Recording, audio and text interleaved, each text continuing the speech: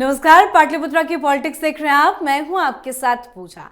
बांकीपुर विधानसभा seat आमतौर पर एक उपचुनाव इतनी चर्चा तो नहीं बटोरता, लेकिन इस बार मामला अलग है क्योंकि ये सिर्फ एक सीट का चुनाव नहीं बल्कि बीजेपी के अवैध किले और प्रशांत किशोर की राजनीतिक साख की सीधी टक्कर बन गया है। एक तरफ बीजेपी अपने सबसे मजबूत गढ़ को बचाने उतरी है तो दूसरी तरफ चुनावी रणनीतिकार से नेता बने प्रशांत किशोर अपनी पहली चुनावी परीक्षा देने मैदान में है। बांकीपुर कोई साधारण सीट तो नहीं है। 1995 से लेकर आज तक ये सीट लगातार बीजेपी के कब्जे में रही है। पहले नवीन किशोर प्रसाद सिन्हा ने यहां 4 बार जीत दर्ज की। उसके बाद उनके बेटे और मौजूदा बीजेपी के राष्ट्रीय अध्यक्ष नितिन नवीन ने लगातार 5 बार इस सीट पर भगवा लहराया है। यानी करीब 3 दशक से बांकीपुर में बीजेपी का ऐसा संगठन और वोट बैंक तैयार हो चुका है जिसे तोड़ना किसी भी पार्टी के लिए आसान नहीं है।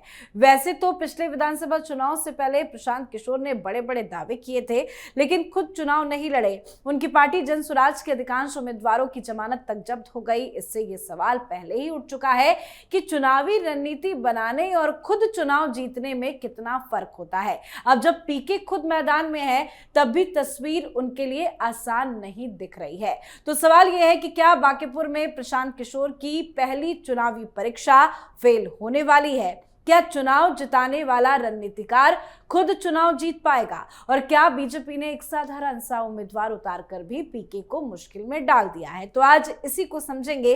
चर्चा के लिए मेरे साथ स्टूडियो में मौजूद हैं कैपिटल टीवी के एग्जीक्यूटिव एडिटर राजीव जी। सर, आपका बहुत बहुत स्वागत है। अब तो हालांकि देखा जाए तो चुनाव में वक्त बहुत ज्यादा नहीं बचा है, लेकिन जैसे जैसे तारीख नजदीक आ रही है प्रशांत किशोर कैसे फंसते दिखाई दे रहे हैं? देखिए, जो स्थिति अभी बांकीपुर में है, हाँ, यानी कि जो राजनीति में कहा जाता है कुछ पार्टियां पर्सनालिटी बेस्ड है, कुछ पार्टियां कैडर बेस्ड है। जैसे कांग्रेस पार्टी पर्सनालिटी और कैडर बेस्ड पार्टी रही है, यानी कि गांधी नेहरू परिवार की पर्सनालिटी जो कांग्रेस के साथ जुड़ी रहती है तो कांग्रेस के लोगों का भरोसा रहता है, ऐसा माना जाता है। और कुछ कांग्रेस के कार्यकर्ता जो आजादी के समय से ही ये मानते रहे पीढ़ी दर पीढ़ी कि नहीं, ये वही कांग्रेस है जिसने भारत को आजादी दिलवाई। तो ये सामान्य पर्सनालिटी और ये कैडर बेस्ड पार्टी रही है। लेकिन भारतीय जनता पार्टी को देखिए और दूसरी रीजनल पार्टियों के, लालू प्रसाद यादव की पार्टी हो, नीतीश कुमार की पार्टी हो, या फिर केजरीवाल की पार्टी हो, समाजवादी पार्टी हो, ये सब पारिवारिक पार्टियां हैं, वो पर्सनालिटी बेस्ड पार्टियां रही है। अगर बेहतर पर्सनालिटी का व्यक्तित्व कोई लीड करेगा तो उसके लोग उसके साथ संगठित रहेंगे। जैसे बाला साहब ठाकरे जब थे, उद्धव ठाकरे की शिवसेना ये संगठित पार्टी हुआ करती थी, मजबूत पार्टी हुआ करती थी। और वही पर्सनालिटी का असर था कि बाला साहब ठाकरे के समय अगर राज ठाकरे पार्टी तोड़कर भी गए तो राज ठाकरे खत्म हो गए, शिवसेना खत्म नहीं हुई। लेकिन बाला साहब ठाकरे के बाद उद्धव ठाकरे की पर्सनालिटी में वो ताकत, वो करिश्मा नहीं थी कि वो पार्टी को एकजुट रख सके। तो वो स्थिति भारतीय जनता पार्टी की है। भारतीय जनता पार्टी कुछ समय के लिए कुछ पर्सनालिटी पर डिपेंडेंट तो हो सकती है, लेकिन पर्सनालिटी चेंज होने के बाद भी उसके कैडर उसके साथ जुड़े रहते हैं। प्रधानमंत्री नरेंद्र मोदी हैं, 2014 के बाद पूरे देश में पीएम मोदी की लोकप्रियता बढ़ी। लेकिन ऐसा नहीं है कि प्रधानमंत्री मोदी के बाद भारतीय जनता पार्टी सीधे धरातल में चली जाएगी। उसके बाद भी किसी के नेतृत्व में बीजेपी होगी तो संघ और बीजेपी के संगठन में काम कर रहे लोग, कार्यकर्ता, वो उसी तरह से कैडर की तरह पार्टी के साथ जुड़े रहेंगे जैसे प्रधानमंत्री मोदी के साथ जुड़े हुए हैं। थोड़ा बहुत अंतर हो सकता है कुछ समय के लिए। बांकीपुर में यही दिख रहा है। बांकीपुर के चुनाव में प्रशांत किशोर ने गलती कर दी।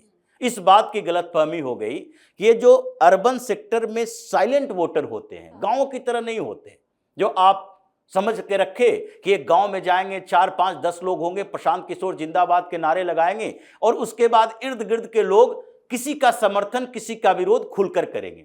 ये जो साइलेंट वोटर होते हैं, वो आप आए हैं, आप बड़े पर्सनालिटी हो तो आपके सामने भी ऐसा नहीं होगा कि आपकी बेइज्जती कर देंगे, आपके साथ अच्छा व्यवहार करेंगे, आपके कार्यकर्ताओं के साथ भी अच्छा व्यवहार करेंगे, क्योंकि वो मकान नंबर नोट करके राजद वाले न ले जाएं कि देखो ये मकान नंबर है और ये तो सीधे भारतीय जनता पार्टी के कार्यकर्ता है, ये नेता है, ये है जो भारतीय जनता पार्टी को ही वोट देता है, तो बाद में टारगेट किया जा सकता है। इसलिए प्रशांत किशोर ने क्या किया कि बांकीपुर उपचुनाव होने के लिए तैयारी चल रही थी और उस समय इसने डोर टू डोर कुछ सर्वे किए और सर्वे में प्रशांत किशोर की बात सामने आई। अब इनको लगने लगा कि वहां पर ज्यादातर लोग कह रहे हैं नहीं नहीं, प्रशांत किशोर तो बहुत अच्छे व्यक्ति हैं, वो बहुत अच्छा काम करते हैं, अच्छे नैरेटिव सेट करते हैं, अच्छी बातें बोलते हैं।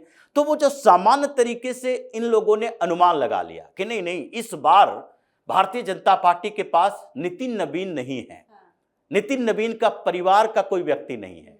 क्योंकि अभी तक क्या हुआ था, बांकीपुर में 1995 की बात की जाती है, उस समय से नवीन किशोर सिन्हा जो नितिन नवीन के पिताजी थे वो चुनाव लड़ते रहे, वो उनके बीच में मौत हो गई, उपचुनाव में आए 2006 में, ये उसके बाद नितिन नवीन आए, उनके बेटे भी थे। लगने लगा कि नहीं नहीं, एक परिवार की सीट बनकर रह गई है और इसीलिए इनको गलतफहमी हुई, उस परिवार का कोई व्यक्ति तो अब उतर नहीं सकता, तो कोई भी उतरेगा तो हमारे सामने तो वो कमजोर दिखाई पड़ेगा। और इसीलिए पहले जो ये जन स्वराज पार्टी है और प्रशांत किशोर का जो पॉलिटिक्स में अनुभव रहा और इन्होंने जो तरीके अपनाए, जो स्टाइल इनका रहा है कि सर्वे करो, आंकड़े इकट्ठे करो, उसका कैलकुलेशन करो और उसी के आधार पर ये पावर पॉइंट प्रेजेंटेशन लेकर गए थे सोनिया गांधी, राहुल गांधी, प्रियंका वाड्रा के पास, और उन लोगों ने यही बात कही कि अभी आप राजनीतिक विश्लेषण कर रहे हो और हम लोगों ने दशकों तक राजनीति की है, तो ये जो आप दिखाते हो कि इतने सालों से कांग्रेस पार्टी अभी तक पूर्ण बहुमत में नहीं आ पाई, राजीव गांधी के बाद ये धीरे धीरे नीचे गिरती गई, ये आंकड़ों के खेल हमारे सामने काम नहीं आएगा। क्योंकि हम लोग ग्राउंड रियलिटी की बात करते हैं, ये आंकड़े कभी भी मैनिपुलेट किए जा सकते हैं। लेकिन इसीलिए कांग्रेस ने प्रशांत किशोर को अपने साथ काम करने के लिए बोला नहीं और कोई बड़ा पद नहीं दिया, जिसके बाद ये अपनी पार्टी बनाए थे। यही आंकड़ों का खेल ये सोच रहे थे बांकीपुर के अंदर।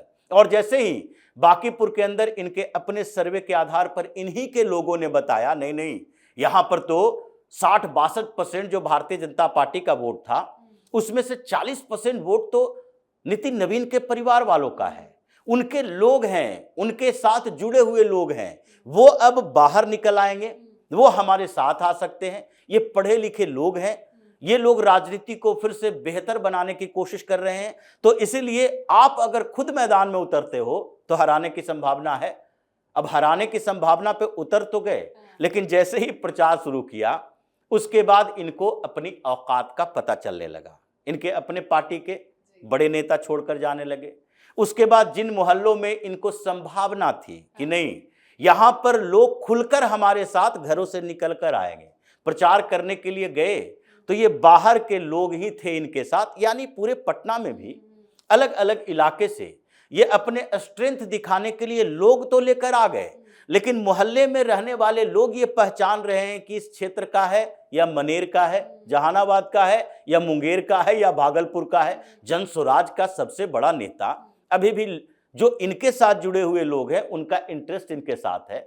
तो ये लोग तो अपने सबसे बड़े नेता को जिताने के लिए आएंगे ही। जैसे अरविंद केजरीवाल की कोई रैली दिल्ली में हुआ करती थी तो उस समय टारगेट दिया जाता था कि इतने विधानसभाओं से, जितने विधानसभा का चुनाव लड़ने वाले टिकट वाले लोग हैं, सब अपने अपने यहां से 20,000 लोग लेकर आएंगे केजरीवाल की रैली में, दूसरे की रैली में नहीं आते थे। तो इसलिए डर लगता था नहीं केजरीवाल की रैली में 1 लाख लोग आ रहे हैं, 1.5 लाख लोग आ रहे हैं, लेकिन उस क्षेत्र के लोग नहीं होते थे, ये बाहर से लाए गए लोग होते थे। वैसे ही प्रशांत किशोर की स्थिति हो गई, ये अपने जमात के साथ चल तो रहे हैं लेकिन उनके जमात में बांकीपुर के लोग नहीं, बाहर के लोग ज्यादा हैं। इनसे ज्यादा बांकीपुर के अंदर अभी जो प्रचार में राजद के कैंडिडेट रेखा गुप्ता के साथ लोग चल रहे हैं। तो इसका मतलब है कि प्रशांत किशोर का अनुमान गलत निकल गया। इन्होंने सोचा तो था कि हम हराने जा रहे हैं, लेकिन इससे बड़ी शर्म की क्या बात होगी अगर प्रशांत किशोर हार जाते हैं तो उनके सामने जो कैंडिडेट है वो बीजेपी का एक बहुत साधारण सा कार्यकर्ता है, उनसे चुनाव हारना ये तो उनकी राजनीति का सबसे बड़ा झटका हो जाएगा। ये झटका तो है और ये झटका इस लेवल पर भी है कि प्रशांत किशोर ने एक बड़ी गलती कर दी। प्रशांत किशोर की समस्या ये हो गई कि इन्होंने उस कैंडिडेट के खिलाफ प्रचार नहीं किया, ये तो पूरी की पूरी व्यवस्था के खिलाफ लड़ रहे हैं। सम्राट चौधरी मुख्यमंत्री बने, उसके खिलाफ लड़ रहे हैं। भारतीय जनता पार्टी उसके खिलाफ लड़ रहे हैं कि भारतीय जनता पार्टी को हरा रहे हैं, हम सम्राट चौधरी को हरा रहे हैं। अगर ऐसे दौर में जबकि भारतीय जनता पार्टी की सरकार बनी है और वो प्रतिष्ठित सीट जहां से भारतीय जनता पार्टी का राष्ट्रीय अध्यक्ष गया है, वो सीट पर हम हरा रहे हैं, तो इस कैंडिडेट को नहीं हरा रहे हैं, हम नीरज सिन्हा को नहीं हरा रहे हैं, बल्कि हम भारतीय जनता पार्टी को हरा रहे हैं। और उसके बाद कहेंगे कि प्रधानमंत्री मोदी को हरा रहे हैं, उसके साथ कहेंगे कि हम सम्राट चौधरी के खिलाफ मैंडेट आया है। तो ये जो नैरेटिव क्रिएट करने की कोशिश की, यही एक बड़ी वजह रही कि बांकेपुर में जो कुछ लोग जो इन्फ्लुएंस करने वाले हैं, जो पार्कों में बैठते हैं, जो सुबह में मॉर्निंग वॉक करते हैं, इन लोगों ने ये तय कर लिया, सोचना शुरू किया कि प्रशांत किशोर के यहाँ आने का एजेंडा क्या है। तो ये भारतीय जनता पार्टी के खिलाफ वोट देने वाले लोग तो नहीं। अगर खिलाफ देने वाले होते तो बीजेपी की सरकार नहीं बनाते, बिहार में बीजेपी को मैंडेट नहीं देते। तो इसलिए इन लोगों को लगने लगा कि हम जो सामने से देख रहे हैं कि प्रशांत किशोर एक बड़ा नेता के तौर पर उभर रहा है, एक ईमानदार व्यक्ति है जो पहले से बताया जाता रहा, और उस व्यक्ति को एक विधानसभा सीट तो दे दें, एक जीत तो दे दें। लेकिन उन लोगों का तरीका बदलने लगा, जबकि वो सोचने लगे कि ये प्रशांत किशोर जीत नहीं रहा, ये भारतीय जनता पार्टी को हरा रहा, ये सम्राट चौधरी को हरा रहा, ये प्रधानमंत्री मोदी या नितिन नवीन को हरा रहा है। तो पूरा का पूरा मामला बदलता दिखा। सब लोगों ने सोच रखा है कि नहीं, प्रशांत किशोर जीतने के लिए नहीं बल्कि बीजेपी को हराने के लिए आ रहा है, तो फिर इसे हारना ही चाहिए। अब आगे इसका राजनीतिक कैरियर तो कुछ समय के बाद म्युनिसिपैलिटी के चुनाव लड़ने के लायक भी नहीं बचे। बिल्कुल, बहुत बहुत धन्यवाद सर समझाने के लिए। तो बांकीपुर में आज भी बीजेपी का पलड़ा भारी है, यानी जिस सीट को जीतने का सपना लेकर पीके मैदान में उतरे हैं, वहीं का जमीनी फीडबैक उनके लिए चुनौती की घंटी बजा रहा है। प्रशांत किशोर के सामने सबसे बड़ी चुनौती ये है कि उनके पास राजनीतिक पहचान तो है, लेकिन क्या वो पहचान वोटों में बदलेगी? टीवी स्टूडियो, चुनावी विश्लेषण और रणनीति की बैठकों से निकलकर अब उन्हें हर गली, हर मोहल्ले और हर बूथ पर भरोसा जीतना होगा, और यही काम सबसे ज्यादा कठिन होता है। अगर प्रशांत किशोर ये चुनाव हारते हैं तो सवाल सिर्फ एक सीट के हारने का नहीं होगा, सवाल उनकी उस छवि पर भी उठेगा जो वर्षों से खुद को देश का सबसे सफल चुनावी रणनीतिकार बताते रहे हैं। तो आपको क्या कुछ लगता है, बांकीपुर में क्या होगा? आप भी कमेंट करके जरूर लिखिएगा। देखते रहिए कैपिटल टीवी। नमस्कार।